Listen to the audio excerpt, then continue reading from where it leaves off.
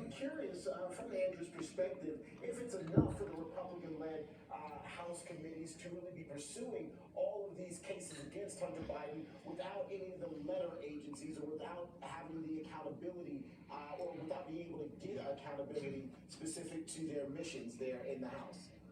Well, it's a good question. Let's put up A6 guys in Denver because Terrence is asking, it was one thing for Palmer to do this, but what about the FBI and others if they're not following up? Here's a story saying that the New York Times ball people confirmed a couple of days ago in like the 22nd paragraph that this guy Weiss, who's a U.S. attorney in Delaware, a holdover from Trump, and the Democrats keep saying, oh, see, the FBI and the U.S. attorney, they've had full ability to investigate Hunter.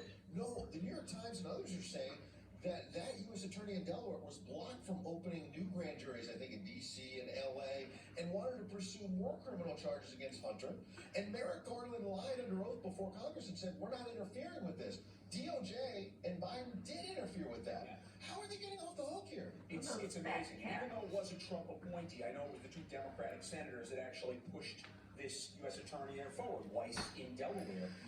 And they wanted to make sure that they had in the backyard where they felt very confident about the judges. Obviously, the Biden family has been running around Delaware for the last 50 years. And it really is so saddening when you think about the fact the DOJ, the FBI, it's actually probably one of the questions we asked the president this weekend is it even fixable? What is the plan here with the Department of Justice, with the FBI? Maybe it's a matter of moving the agency out of Washington, D.C. And I'm not even talking Alexandria, but I'm talking about hundreds or thousands of miles outside of Washington, D.C. But obviously something needs to be done where we can feel that our justice system is independent. I can tell you my father, as a former Associate Attorney General and a U.S. Attorney, he used to take pride, actually more pride, in going after Republicans who were doing illicit activity than Democrats. And there used to be something about that Republican-appointed members of the Justice Department would kind of check their own, and the same thing with Democrats. Now it just feels like complete political opposition, and it's disheartening. Democrats protecting their It's own. a persecution and prosecution of Republicans. Exactly. Let's also look at this big decision that came down from the Supreme Court yesterday. Clarence Thomas had the opinion in terms of affirmative action, and President Trump put out a big statement saying it's about time that we pull this down. I mean, the left has got its hair on fire over this, but particularly Asian Americans as a minority group who's being locked out of Harvard.